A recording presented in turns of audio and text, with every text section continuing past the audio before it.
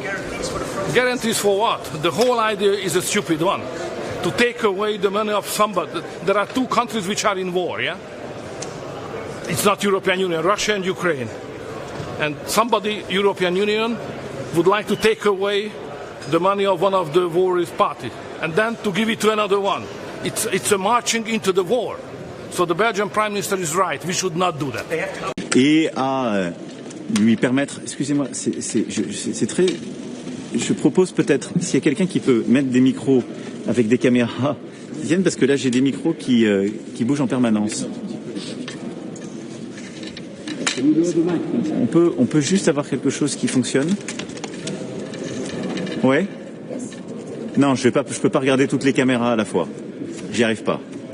Donc vous me dites, il y a une caméra, il y a des micros qui bougent plus, et après je peux... Donc quelle est la caméra de poule? Donc je regarde une caméra, et les micros, vous les bougez plus. D'accord? Parce que sinon c'est pas possible. Merci beaucoup. This is my video update on this Thursday afternoon, December the 18th, coming to you from Athens, Greece. Let's talk about some news. And as I am recording this video update, we have the big meeting taking place in Brussels at EU headquarters, where the leaders of the EU member states and the unelected technocrats and kleptocrats of the European Union are discussing ways to finance Ukraine, to keep Ukraine going and to keep the conflict going. And Ursula has presented two options to the leaders of the European Union member states. It is a binary choice, according to Ursula, of which it's not a binary choice, but she is presenting a binary choice. Plan A is the Russian frozen assets, and Plan B is Eurobonds. Those are the two options that Ursula is putting on the table. Joint loans, Eurobonds, joint loans. The decision has been made that money is going to go to the Green Goblin, right? They don't have option number 3, which is to just walk away, right? It's over. Why give money to a corrupt regime? Why waste more money on a corrupt regime? Why continue to spend money for a conflict that doesn't even involve an EU member state, and which in reality has been lost? But the decision has been made to get $225 billion to the Zelensky regime. At least the European Union, the Commission, they have made that decision, Ursula and Kaja Kallas. And the options are two. The options are now to the Russian frozen assets or joint loans. And of the 225 billion, 40 billion of that will be used to pay off a G7 loan that went to Project Ukraine, of which people don't really talk about that much. Where did that money go? When was this loan taken out? Has there been any kind of auditing or anything? Nope. It's just a $40 billion loan that needs to be paid back to the G7. And then the rest of the money will go to keeping the Zelensky regime afloat and to continuing to get weapons, to purchase weapons and to get weapons to Project Ukraine so they can continue to fight Russia in a war of attrition that they are losing. And they are losing very badly. Now, the Zelensky regime has, at best case scenario, until April. Ukraine is broke, bankrupt, it's going bust. It has until best case, end of April. Zelensky has said they have enough money, realistically, for February. But best case, they can maybe make it to April. So they need money very, very badly. The joint loans plan is something that the Commission wants and has wanted for many years. Joint loans means Eurobonds. Eurobonds eventually leads to EU taxation, which eventually leads to more power in the center and United States of Europe. So this is something that they've been wanting for a long time. But the problem with the joint loans Eurobonds option is that it's going to take time. And time is something that Ukraine doesn't have. It's going to take time to put it together. It's going to take time to get all of the EU member states to agree. The South is hot on the idea of joint loans and joint borrowing and collective debt, because they'll be able to take out money and to borrow money, and the wealthier EU member states of the North, for now, wealthier EU member states of the North, they'll be on the hook if something goes wrong with the borrowing, right? So the countries in the South have been wanting this for a long time. The countries of the North are not so hot on joint loans and collective borrowing, collective debt, and Eurobonds. So it's going to take time to iron all of this out, and time is something that Ukraine does not have. And so what Ursula would prefer is the quick option, which is the Russian frozen assets. Get the Russian frozen assets to Zelensky.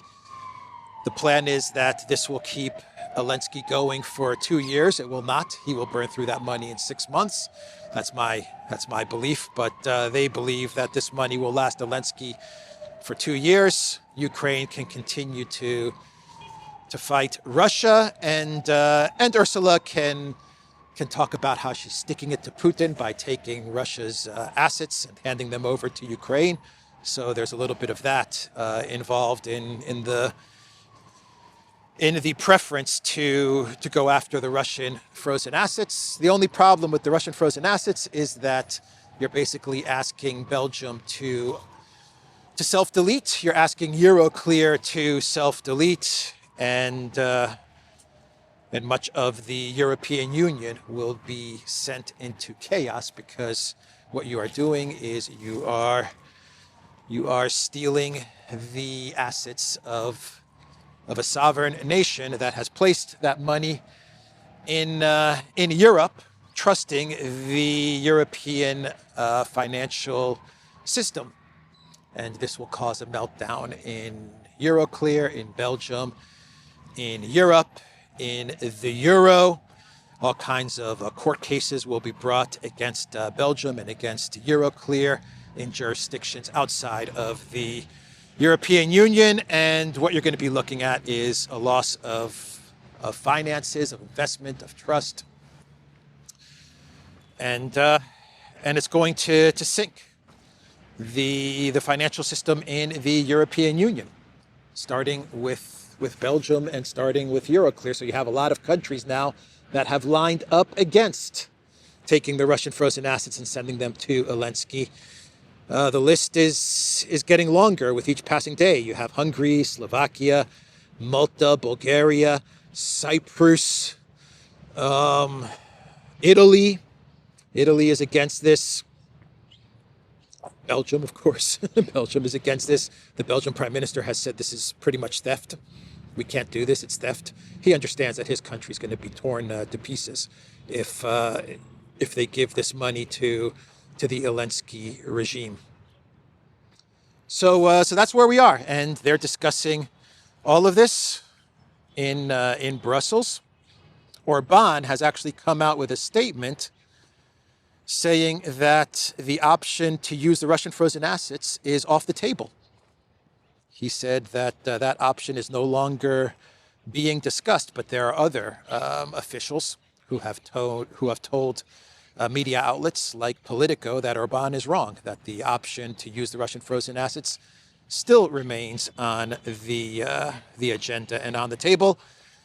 Ursula, she has come out and issued a statement to the media, and she has said that no one will leave the EU summit until the issue of Ukraine's financing is resolved.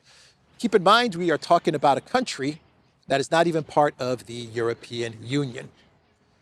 And as I have said in many video updates, the European Union should be discussing the economies of the member states, inflation, energy costs, cost of living, healthcare, technology, education, infrastructure.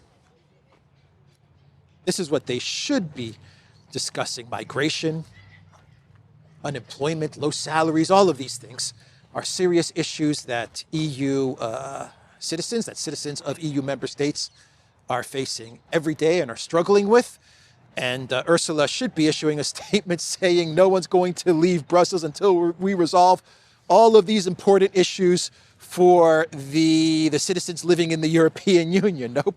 Nope. Her statement is no one is going to leave Brussels until we figure out a way to send $225 billion to the Zelensky regime. No one is leaving Brussels. That is Ursula's statement. I proposed two different options for this upcoming European Council, one based on assets and one based on EU borrowing. And we will have to decide which way we want to take. Two options, only two options. It's a binary choice because they have already made the decision. The center of Brussels, of the EU, has already made the decision that one way or another they are going to send $225 billion to the Zelensky regime. So Merz has actually, as the Chancellor of Germany, he has actually taken a step towards agreeing with Eurobonds. He has actually done what Merkel and Olaf Scholz have resisted over the many years, which is to enter into some sort of a joint loan, joint borrowing structure. But while Merz has signaled that Germany is now open to this, which would be disastrous for Germany, Merz continues to push the seizing of Russian frozen assets, the sending of Russian frozen assets to the Green Goblin. And Merz continues to talk about conflict with Russia. He continues to talk about some sort of a war with Russia and Germany's participation in some sort of conflict with Russia, as well as Germany sending troops, boots on the ground, to Ukraine if there is some sort of a ceasefire deal worked out between Trump, the United States, and Putin and Russia, for which Russia has said about 1,000 freaking times that they are not interested in a temporary ceasefire. But Merz, along with Stammer and Macron, they claim that they are prepared to send troops, boots on the ground, to Ukraine if and when a ceasefire has been agreed to. They say they've got it all worked out. They've planned everything. They've got all the numbers of how many troops and where they're going to be deployed. We've seen reports. I've seen reports which claim that the troops will be in the west of Ukraine, that they will serve some sort of peacekeeping function. I've read other reports which claim that the troops will be in Odessa. And I've seen other reports which claim that the German boots on the ground, the UK, the French boots on the ground, will be deployed in some sort of DMZ, the demilitarized zone of the Donbass. But just the idea of German military in Ukraine is nuts. German military in Ukraine facing off against the Russians. It's batshit crazy.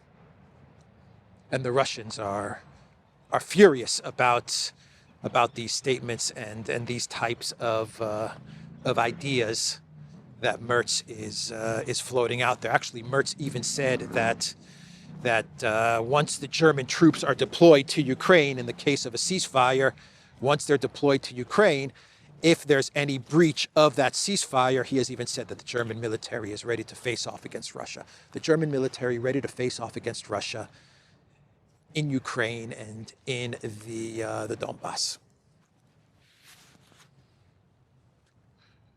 Crazy stuff coming out of BlackRock. Merz says German troops could counter Russia in Ukraine.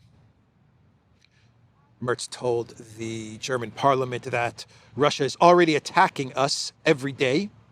And he's talking about drones, and sabotage, espionage, disinformation tactics.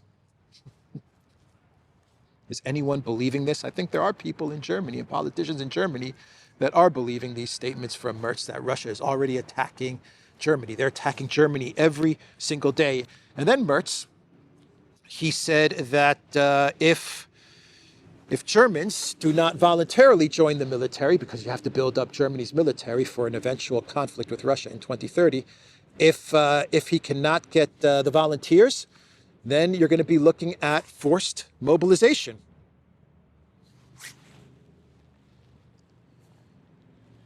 Prepare for conflict with Russia in 2030. That is Merz's message.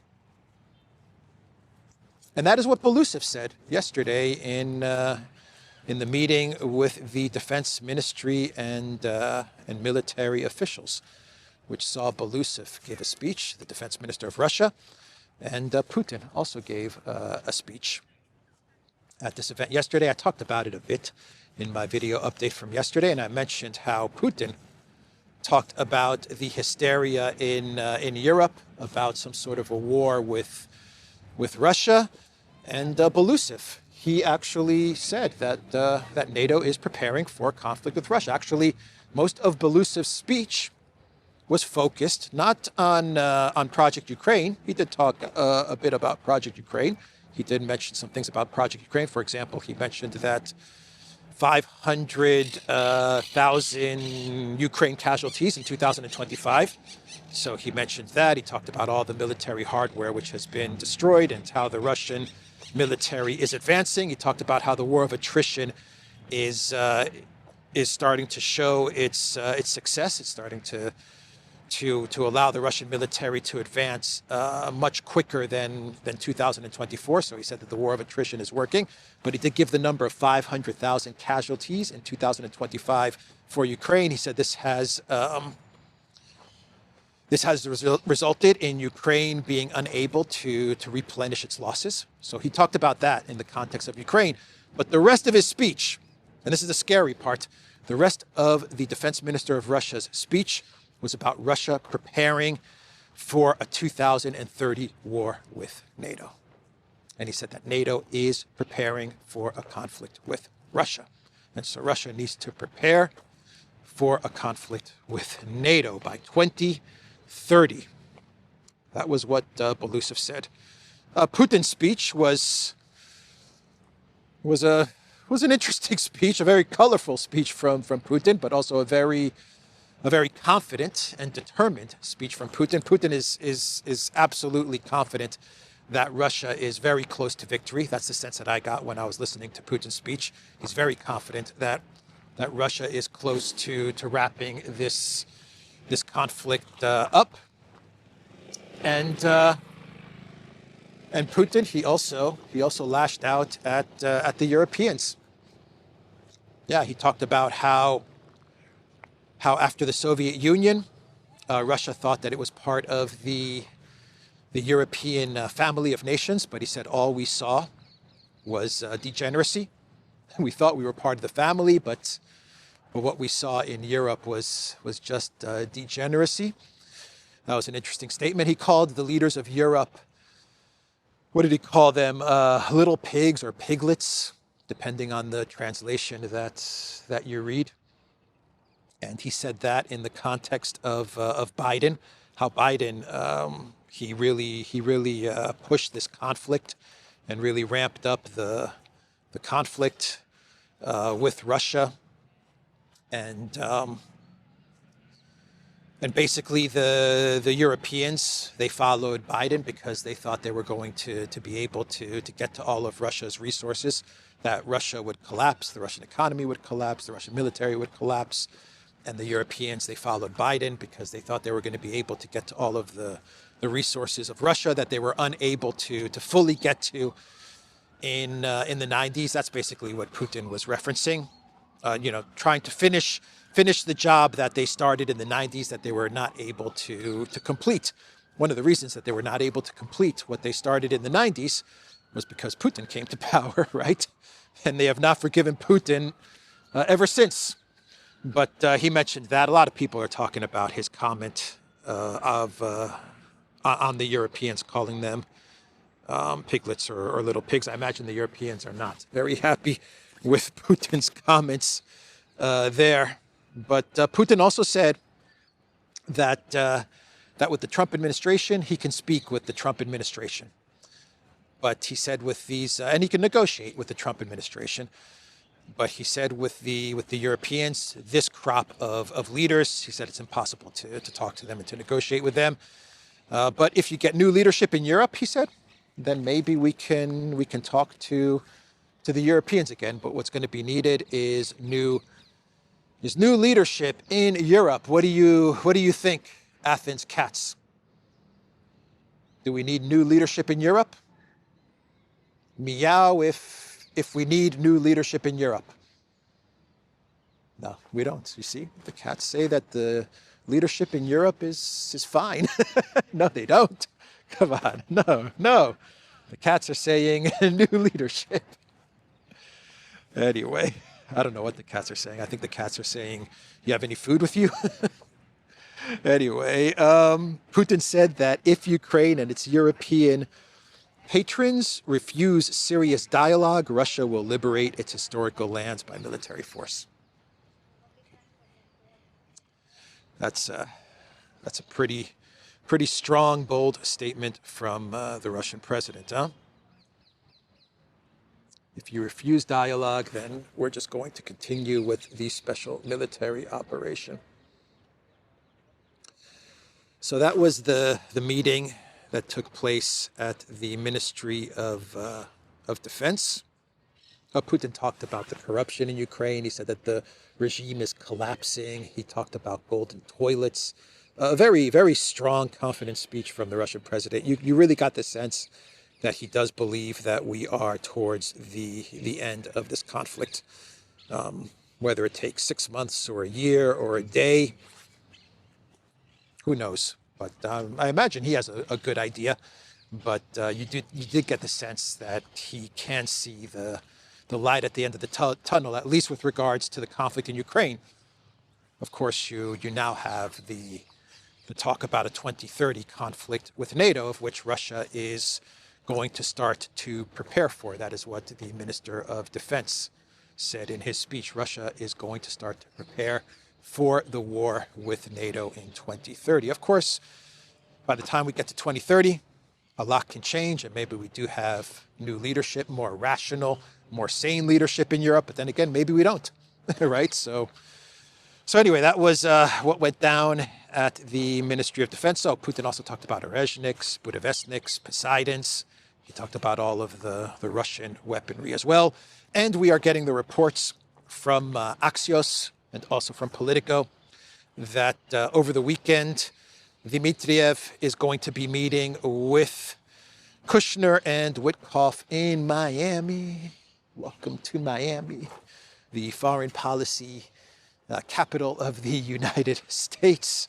And they are going to be discussing everything that Witkoff and Kushner discussed in Berlin with the Ukraine and the Europeans. And I don't know if there's going to be any other Russian officials in Florida at this meeting. My understanding is that for now, we are just looking at Dmitriev. And I imagine that, this is just my guess, I imagine that Dmitriev, and I was talking to Alexander about this as well, that Dmitriev is going to be in Florida to meet with Witkoff and Kushner basically to take a look at what they agreed with or to confirm what was agreed with the Europeans and the Ukrainians in Berlin, because we have a good sense of what was agreed on during those meetings. But I imagine Dmitriev wants to go there, see the documentation, confirm that the reports that we've been getting about what was agreed on is accurate. And then you got to imagine that Dmitriev is going to tell Witkoff and Kushner, no need to travel to Moscow, because you're not going to be able to present this plan to Putin, right? We're way far off from Istanbul plus root causes June 2024. Actually, Merz, he once again in his statements said that the United States is providing Article 5-like security guarantees in the plan that they agreed on in Berlin. Merz said that we're looking at Article 5-like security guarantees. He said it's even better than NATO. That was basically Merz's message. The guarantees that are going to be provided to Ukraine, according to what was hammered out in Berlin, it's even better than NATO. And if there's any type of an attack on Ukraine, then the United States is at war. That was basically what Merz said. So it's even better than NATO, even better than Article 5. It's NATO Article 5 without having to even be in NATO, without having to spend any money to be part of NATO. That's pretty much what Ukraine is getting if you go off of Merz's statements. Anyway, we're going to have a meeting over the weekend between the United States and Russia. So let's shift gears and let's talk about Trump's speech yesterday. His 20-minute speech yesterday, which was a freaking train wreck. Many people thought that, many analysts thought that Trump was going to announce a war with Venezuela, some sort of military operation or conflict with Venezuela. That was the thinking as this speech was announced. And Trump, well, he gave a 20-minute speech addressing the American people, addressing the world. I like it a lot. I like it a lot. If you like this video, hit the like button, share this video, and subscribe to this channel because I like it a lot. And Trump's 20-minute speech was a freaking nothing burger, man. It was a nothing burger. Nothing burger. There was no announcement of, which is good, no announcement of a conflict with Venezuela. That's a good thing, even though I don't see how the Trump administration, how the United States can walk the military buildup back. I just don't see how they can do it at this point in time. Even Congress is telling Trump, continue. Like Massey put a proposition out there to Congress, a proposal where he wanted Congress to tell Trump to stop escalating in Venezuela and to take away his power to escalate in Venezuela. And Congress said no. Trump can continue with the blockade. He can continue with the escalation. Congress totally turned down Massey's proposal that he put forth to Congress. But at least yesterday, he didn't announce some sort of an operation, a military operation against Venezuela, even though you do have the blockade, which is a type of military operation. It is an act of war, a blockade, a sea blockade on Venezuela. But the rest of his speech, his statement, the 20 minutes was a scripted speech, of which Trump is awful when he has to go off of scripts. He's just not good reading the scripts. It looked rushed. He messed up a bunch as he was reading this script. My guess would be that this was prepared by Susie Wiles. Actually, a lot of outlets are saying pretty much that Susie Wiles wrote this speech, and she told Trump, you have 20 minutes to get through this, and Trump was rushing through the speech, reading it line for line, and he got through it in pretty much 20 minutes exact. And he talked about stuff that, honestly, he could have put in a Truth Social post, as he always does. He's going to give a military payment, a dividend to U.S. military members.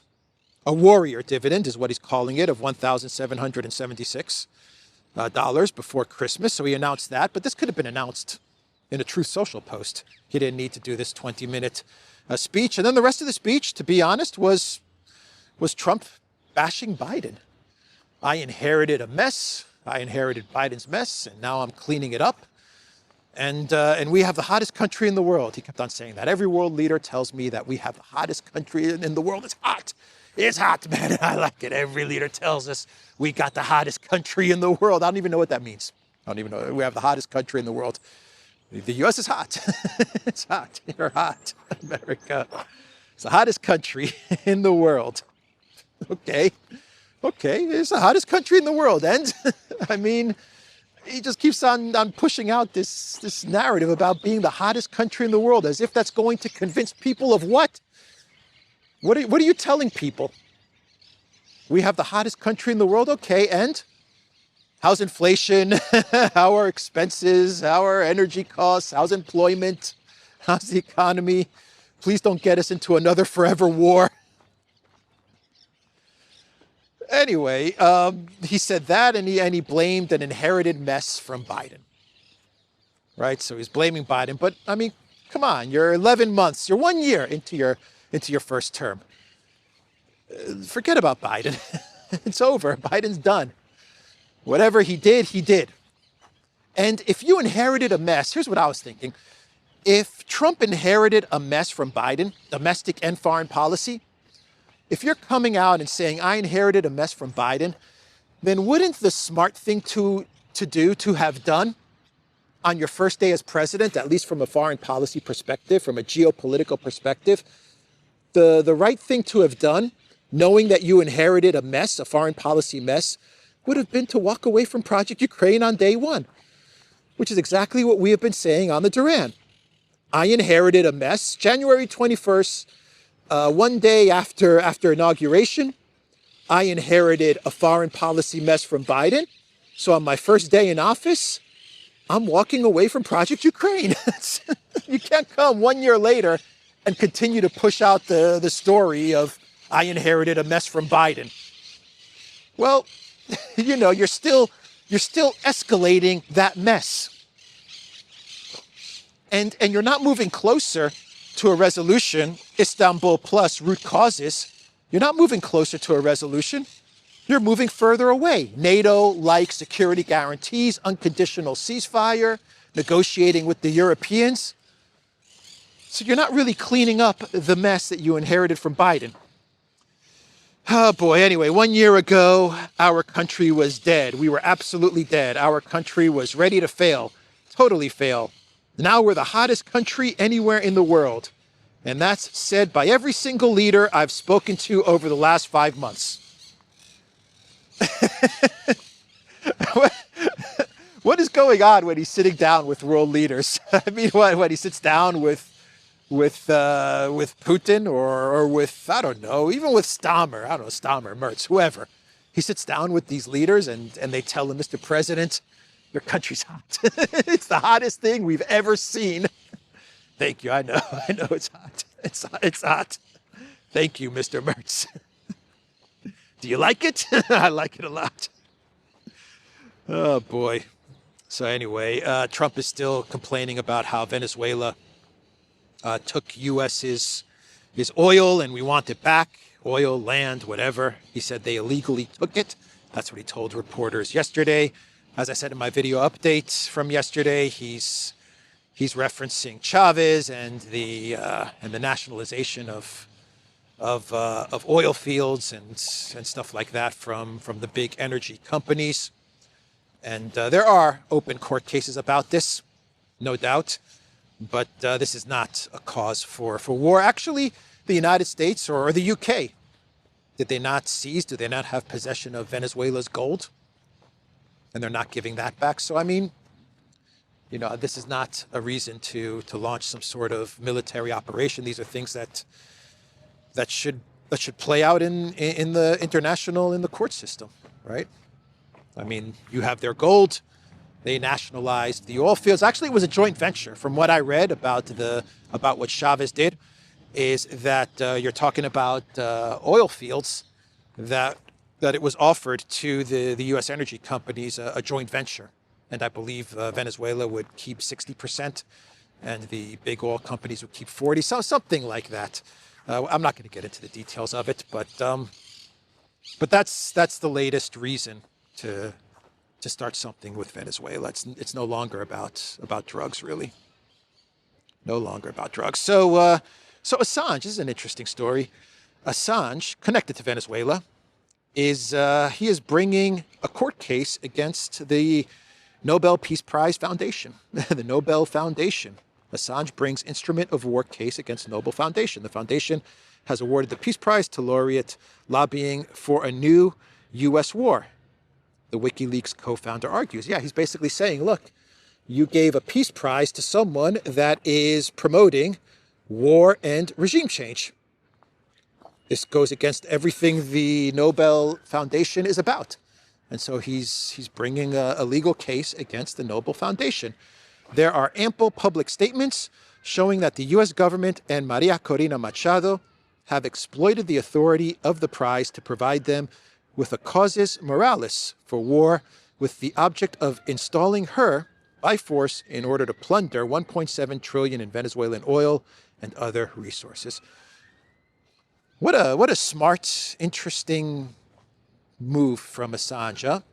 I don't know if this court case can progress or be successful. I don't know about that. But the attention that he's bringing to the regime change in Venezuela and to the fact that the Nobel Peace Prize is pretty much captured by the warmongers and the neocons, and it's used as an instrument to promote conflict is pretty smart. Assange is bringing a lot of attention to the failure of the Nobel Committee, the Nobel Foundation, and he's bringing attention to the fact that Machado is not about peace. She's just being used to push the regime change narrative forward. And what she's going to do if she is ever put in a position of power in Venezuela, she's going to allow the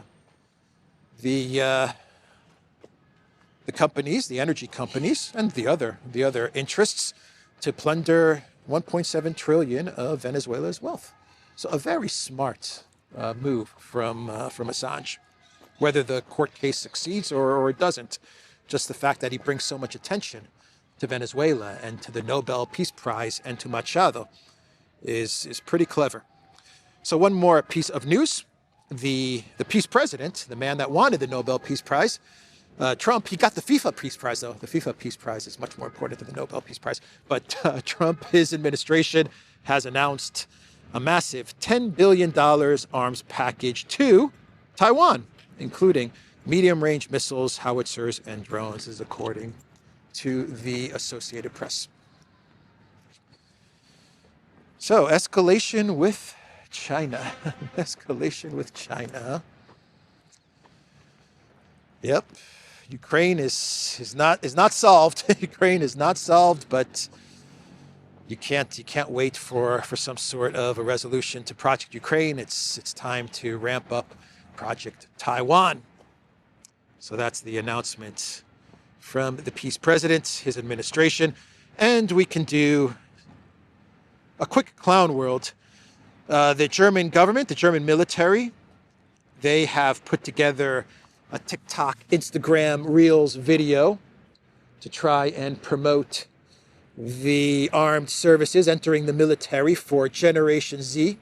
And the video showcases how cool it is to be in the German military, how cool it would be to be part of a German military that would be sent off to war against Russia. It would be so cool to be part of the German military that would have to be sent to Ukraine and to fight the Russian military. And that's what the video is all about. It showcases how awesome and how cool it is to be part of the German military. And their hopes are that they will get many, many thousands and hundreds of thousands of Gen Zers to voluntarily join the German military so that they can be sent to the front lines in a 2030 smash with Russia. Something tells me that Gen Z is not going to take the bait on this TikTok, Instagram propaganda, this video from BlackRock Merz. And finally, we have the announcement from the FBI. Clarice, the FBI. We have the announcement from Dan Bongino that come January, he is Audi 5000. I will be leaving my position with the FBI in January. I want to thank President Trump, AG Bondi, and Director Patel for the opportunity to serve with purpose. Most importantly, I want to thank you, my fellow Americans, for the privilege to serve you. God bless America and all those who defend her. So back to podcasting for Dan Bongino. Better. He was more effective as a podcaster. His stint at the FBI, I think it's accurate to say that his stint at the FBI was a disaster. Disaster for him. Disaster for the U.S. Kash Patel is a disaster, and he's making the correct move, the smart move to leave the FBI and to try and get back to podcasting. That would be my guess. He's going to go back to podcasting. And he needs to go back to podcasting because if he was to stay at the FBI any longer, there would not be a reputation or a podcast left. So he's bailing. He's bailing come January. And that is my video. theduran.locals.com. We are on X. We are on Telegram and Rumble. We're also on Substack. Go to the Duran shop, pick up some merch, and I will see everyone tomorrow. Take care.